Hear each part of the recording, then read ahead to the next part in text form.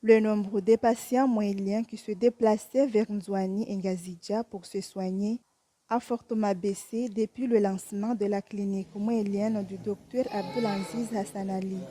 On assiste même à une inversion de la tendance puisque de plus en plus de malades de Nzouani et de Ngazidja viennent se soigner à Mouéli.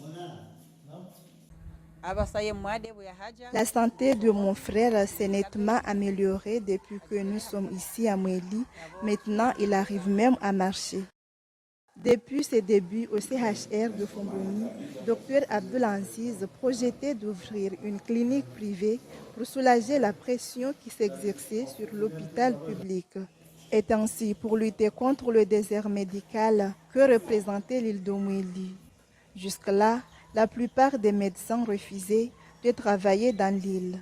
Avec un prêt bancaire, il a construit un bâtiment et financé les équipements avant d'inaugurer la clinique mouélienne en 2018. Le projet mis en place par le premier chirurgien de l'île a permis à de nombreux Mouéliens d'obtenir des soins spécialisés sur place à Fomboni à des prix supportables pour la bourse des Mouéliens moyens.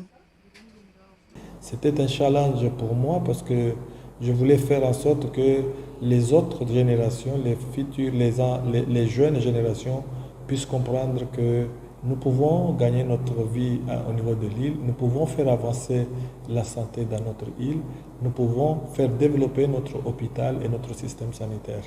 L'une des conséquences positives indirectes, c'est que les propriétaires des maisons aux environs de la clinique peuvent maintenant les louer aux gardes-malades arrivés d'Anjouan et de la Grande Comore.